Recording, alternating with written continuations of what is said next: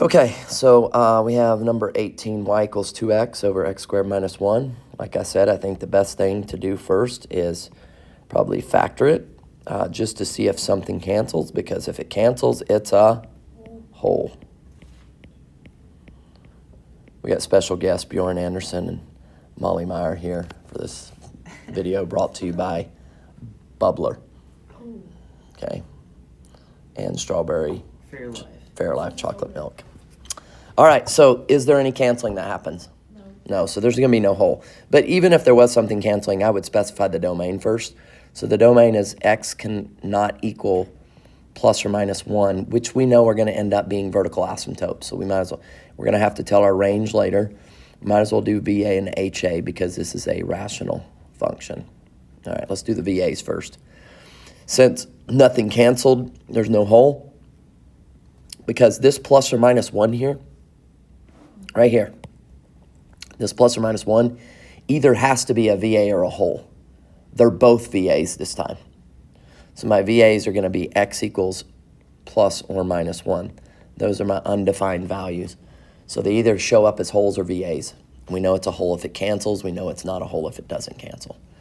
HAs is going to be based on the powers when you do the limit. So I'm going to do the work for HA right here. It's the limit as x approaches positive or negative infinity of 2x over x squared minus 1. All right, when you do that's how you do the HA. You have to do that. You have to figure out what's happening at the ends, the tails. Is the tails going both up, both down, one up, one up, one down, one up, one down, one up, one down, either way? Or is it approaching a specific number? Now, the rules, let's review the rules real quick. If it's top heavy, if it was top heavy, Equals 0? no, if it's top heavy, it actually goes to positive or negative infinity, and that means there's probably a slant asymptote or there's no asymptote. But the thing is, if it's top heavy, there's no HA. Okay? If it's top heavy, there's no HA. If it's same on top and bottom, ratio of the coefficients. If it's bottom heavy, Bjorn, if it's bottom heavy, what is it? If it's bottom heavy? Yeah, so the highest power on top is 2x.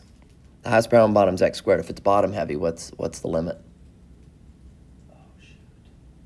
Top heavy, it's positive or negative infinity, which means there's no HA. Same on top and bottom's ratio of the coefficients. Bottom heavy, it's what? Is it the leading coefficient? No, that's if it's same on top and bottom. Oh, it's 0? It's 0 if it's bottom heavy. So that horizontal asymptote's y equals 0. So now we have our VA and we have our HA. Can we get points for those? Yeah. Okay. And then that's the extra points on those. And then you have your domain and range. Wait, what's extra points? This is the problems down at the bottom, 15, 16, 17, 18, 19, and 20. You also got to get vertical and horizontal asymptotes and wholes. But you can know that 15, 16, 17, 18, 19, and 20, none of them are going to have holes because nothing's ever going to cancel. So there's going to be no holes in any of these. All right, so we got domain. We'll have to go back and do range. We got vertical asymptote. We got horizontal asymptote. All right, now let's start doing our derivatives. I don't think it makes sense to do the derivative when it's factored. It makes more sense to do the derivative right here when it's simplified. So we can use quotient rule. So the derivative of the top would be what? X? 2. Oh. I was looking at It's early morning. Yeah, let's leave it on that. All right, derivative of the top is 2 times the bottom's x squared minus 1 2x. minus 2x times the derivative of the top, which is also 2x, Shoot, what am I doing? over the bottom squared. You're still in Mexico. So, let's look at it. Derivative of the top is 2 times the bottom minus the top times the derivative of the bottom. And it doesn't matter if you do the derivative of the bottom first, then the top. The order doesn't matter when you multiply, but since it's subtraction, you have to make sure you do the derivative of the top first times the bottom minus the derivative of the bottom times the top. Okay? Over the bottom squared. Now we can simplify, clean it up a little bit. So we're going to get a 2x squared minus a 2. Let's see. Minus 1. No, you cannot because, remember, this minus sign glues them together. Yeah. Minus 4x squared over x squared minus 1 quantity squared, y prime is going to be equal to negative 2x squared minus 2 over x squared minus 1 quantity squared. So there's my derivative. Might be beneficial to factor out a negative 2 on top, but I don't think it's necessary. So she set it equal to 0 anyway? Yeah, you're going to set them equal to 0 anyways. All right, now, to do the critical values, CVs,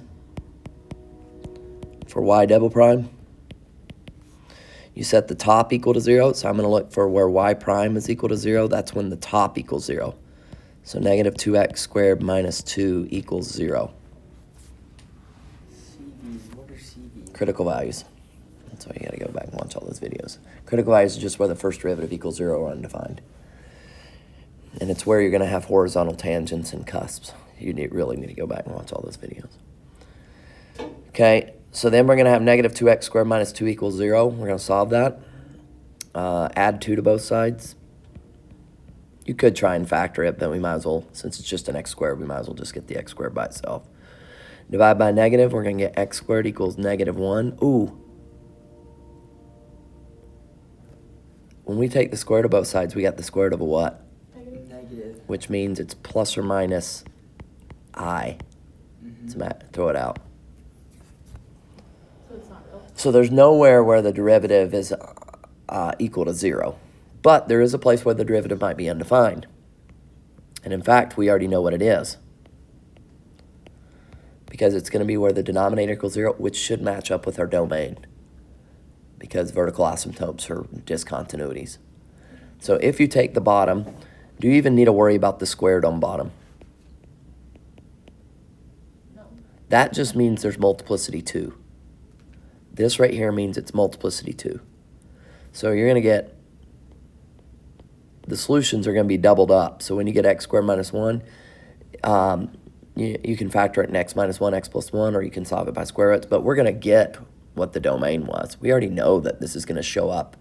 Because it was discontinuous, because of vertical asymptotes, it better show up as undefined in the first derivative. Because if it's undefined, once undefined, always undefined. So we know it's going to be x equals plus or minus 1, but it's double roots or multiple. I used to call them double roots all the time, but now I use multiplicity. Multiplicity 2. Because they're showing up twice. The plus or minus 1 shows up twice. Does that make sense? Yeah. Because you have x squared minus 1 times x squared minus 1, so you're getting the plus or minus 1 twice. So it's multiplicity 2.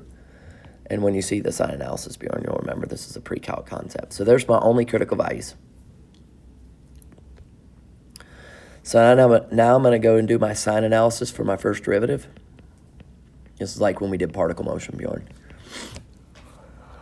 And you figured out if it's moving left or right. You got to do a sign analysis. So we're going to use the critical values from the first derivative. So we're going to go from negative infinity to negative 1. We're going to go from negative 1 to 1 and 1 to infinity. And we're going to see if the first derivative is positive or negative.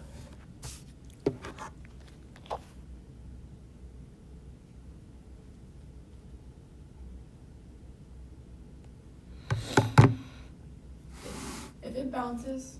Okay. If you're unsure about whether it bounces, then test everything. So let's just test it all just to make sure that this multiplicity is actually going to play out the way we think it's going to play out.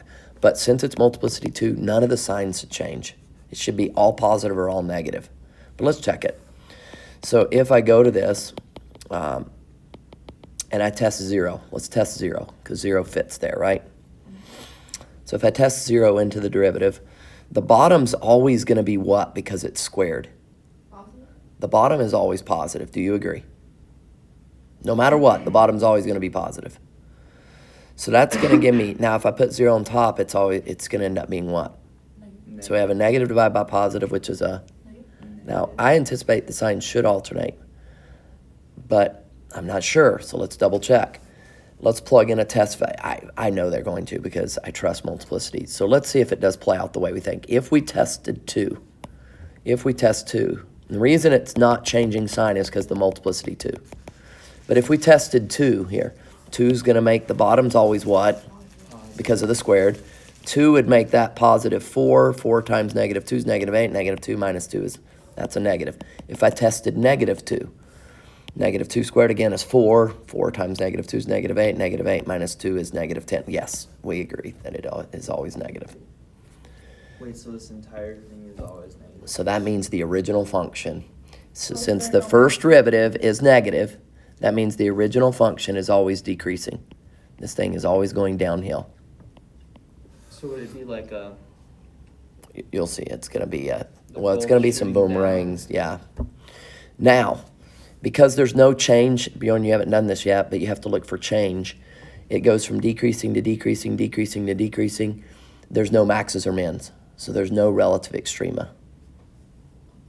So you put no relative maxes or mins because f prime does not change sign. So Bjorn, you weren't here for this. This is when you're going to watch these videos hopefully in the next couple days.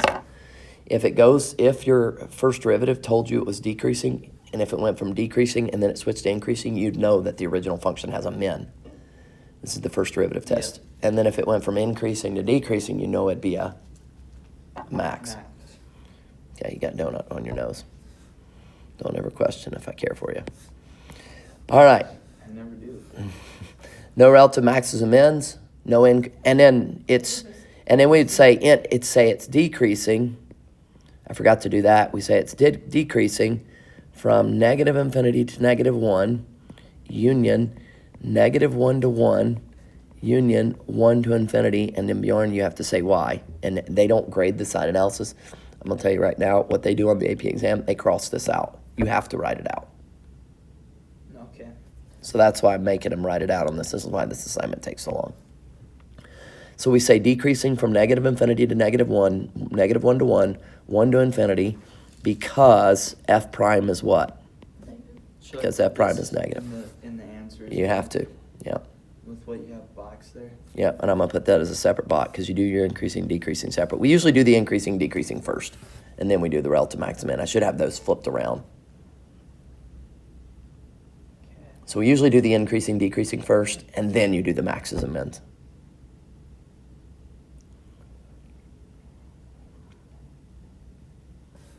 Okay?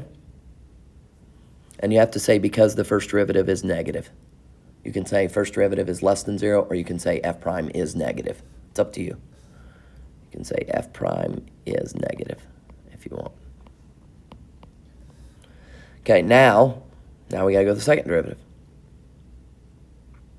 And the reason there's no, and not that negative 1 and 1 couldn't be extrema anyways, because x can equal plus or minus 1 because there's vertical asymptotes. So we never would have gotten relative extrema there in the first place, even if it did change signs. So, VAs you don't get? VAs, you do not get relative maxes and mins, ever, because there's not points there. It's undefined. And if you tried to plug it back in the original equation, you'd just get undefined. So you're probably going to have to go fix. Yeah, just a couple. Okay, second derivative. Second derivative. All right, derivative of the top. How do you know it's 94x. relative and not absolute again? Absolute is when you have a closed interval. Oh, yeah. And you can Yeah. test endpoints and critical values. But And you don't even going do on infinity, that's why. And you don't even do sign analysis for that. You just find your critical values and you test the endpoints and critical values, plug them in. The largest is the max, the smallest is the min, and you don't even care about relative extreme in that case. All right, so the derivative of the top. What's the derivative of the top going to be? Here we go. Negative 4x. Negative 4x times the bottom. Okay. Derivative of the top times the bottom minus The top. the top times the derivative of the bottom, which the bottom's going to require chain rule. So, Molly, 2 times x squared minus 1 times 2x. 2 times x squared minus 1 to the first times 2x. And if you want me to underline the different parts, this is the derivative of the first, this is the second, minus the top times the derivative of the second. So you can see the different things This there. is so much. Mm-hmm. Over the bottom squared.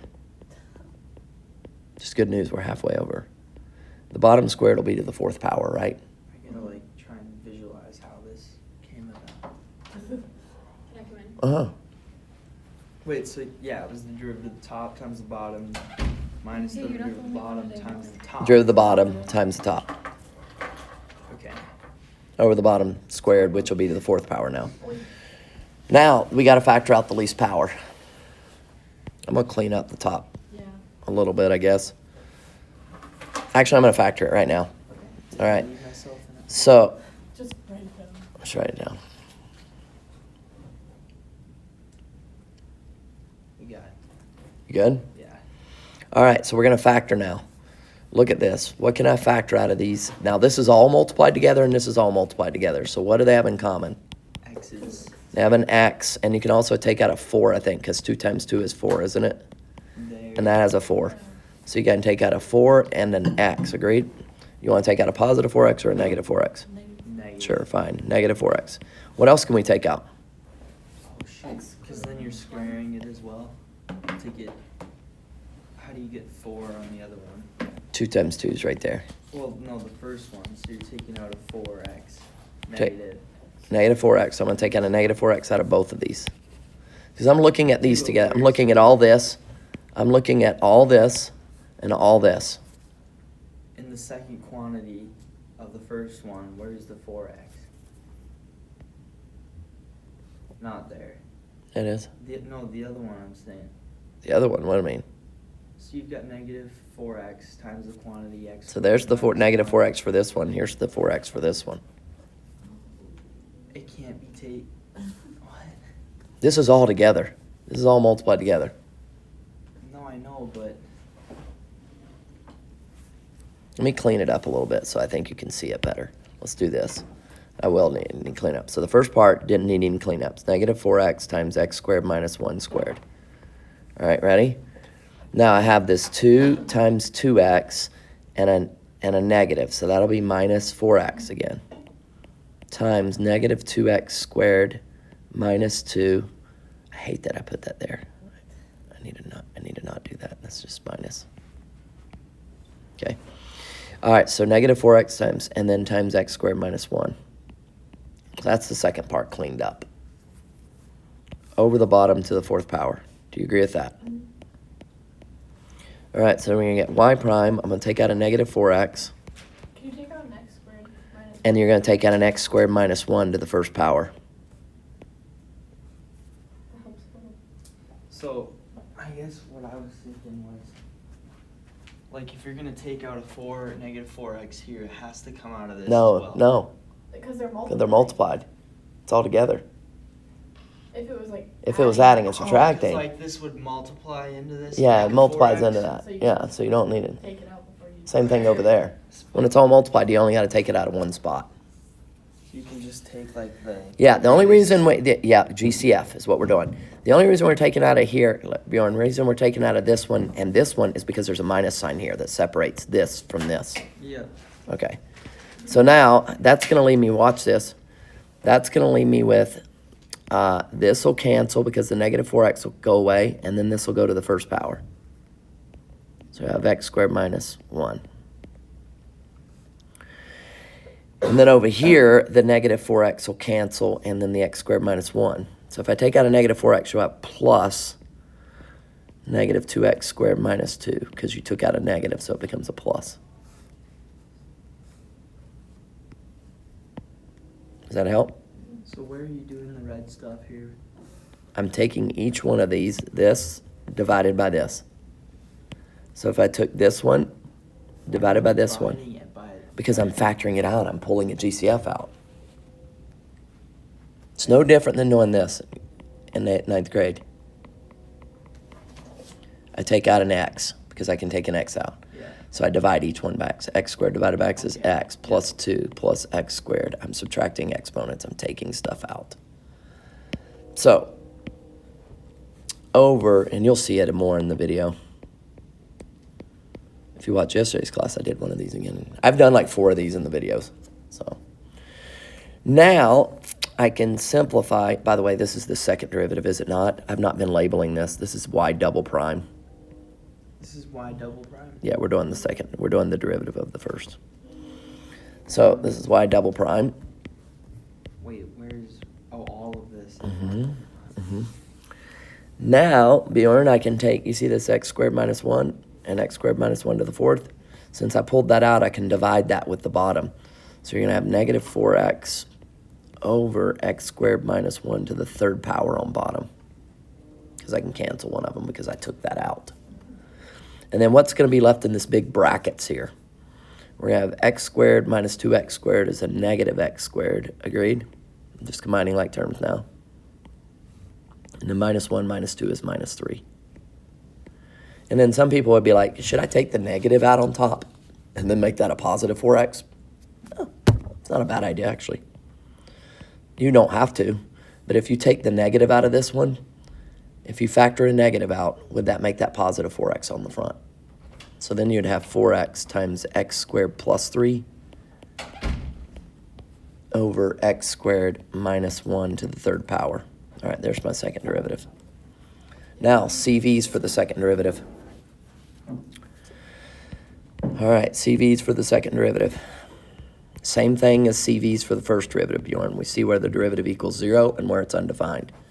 So we're seeing where y double prime equals 0. That'll be where the top equals 0. You have two parts on top that you could set equal to 0. You have the 4x you could set equal to 0. And you have the x squared plus 3 you can set equal to 0. Do you agree with that? CV's critical values. Critical values for the second derivative. Because whether the second derivative is negative or positive, or sorry, whether the second derivative equals 0 or undefined is going to tell you where the first derivative is increasing and decreasing, which where the first derivative is increasing is where the original function's concave up. Where the first derivative is decreasing is where the original function's concave down. So I'm going to divide both sides by 4, and we get x equals 0. So there's one CV.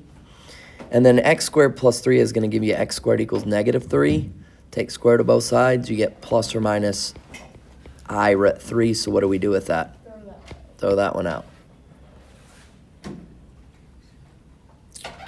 It's another I. Yeah, so just throw it out. Because it's square root of a negative. You can't do square root of a negative. Now we're going y double prime is undefined. That'll be the same thing as it was last time. It's going to be plus or minus 1 again. Because it showed up in the original undefined, it's going to be in the first derivative undefined, and it'll be in the second derivative undefined. And you don't even have to do the x squared minus 1 to the third power.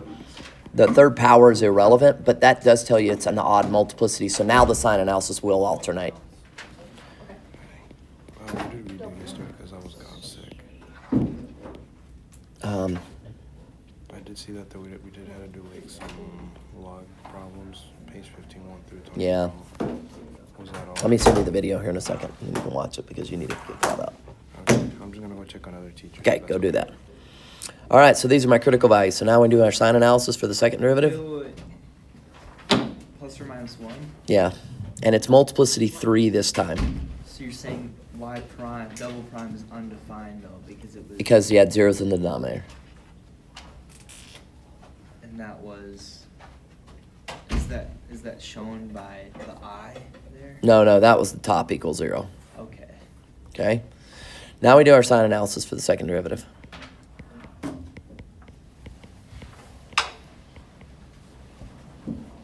Okay, so it's going to be from negative infinity to negative 1. It's going to be from negative 1 to 0. 0 is a critical value, right? It's going to be from 0 to 1 and 1 to infinity.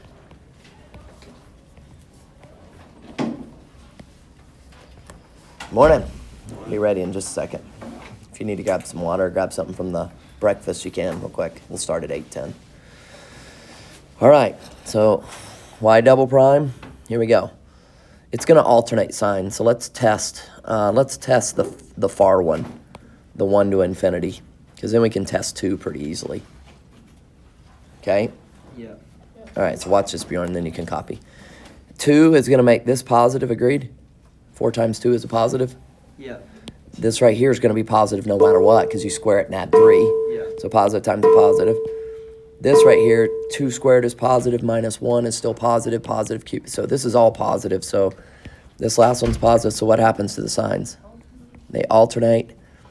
And then Bjorn, what this tells you before you copy, this tells me that the first derivative is decreasing increasing, decreasing, increasing. But what you haven't watched yet, it tells you where the original is concave down and concave up.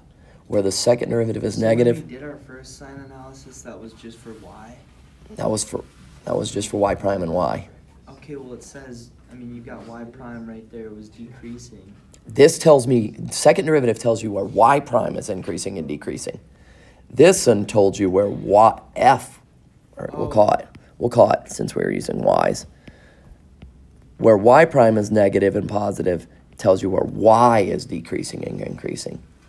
The second derivative is telling me where y prime is decreasing and You would increasing. say then here as well, y is decreasing. No, now we say because the second derivative is negative, y is concave down.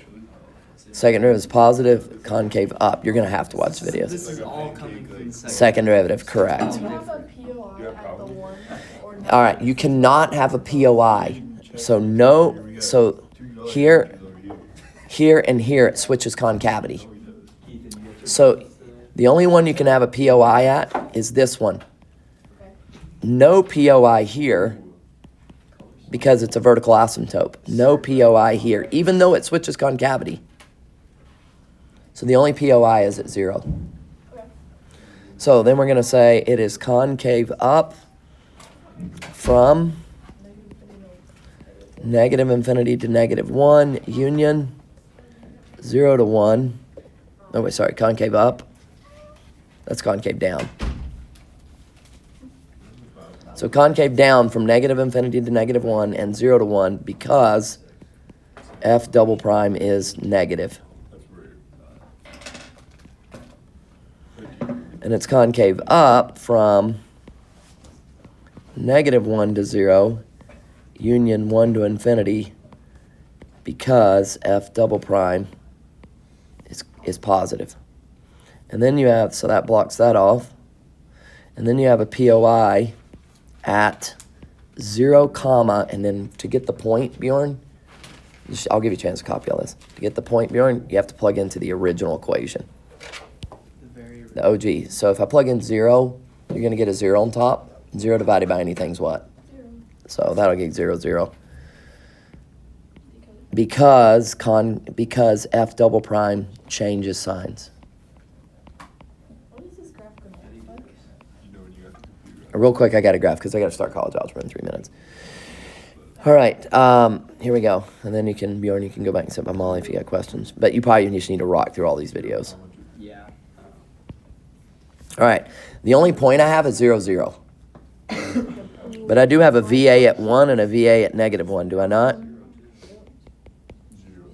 And Bjorn, I'm going to have you take a picture of this in a second because I got to... Where was the HA? Yeah, there was. Okay. At 0? 0. There's an HA at 0. Will we be able to know the range then, once we found all these? I was able to figure it out. Yeah, we'll be able to turn. Now, there is a point at 0, 0. People always ask me, can you cross a horizontal asymptote in the middle? But the horizontal asymptote, you have to approach at the ends. So now, here's the tricky part is you really don't have enough points for this. So I would find some more points because otherwise it's going to be hard to know what this looks like. You can always just pick points and plug them in. So what I would do is plug in negative 2 and 2. I'd plug in negative 2 and 2. So I know what it looks like. So plug it into the original. If you plug negative 2 into the original, let's see, that's going to give me negative 4 over 3. So it'd be negative 4/3, right? Is that negative 4/3? Yeah. Is that right? Say that again? If I plug negative 2 into the original, Yeah. it's going to give me a negative 4 on top. On bottom, it's going to give me 3, so negative 4/3. Yeah. So it's going to be negative 2, negative 4/3. So I know that this part's going to go like this. Has to be a boomerang.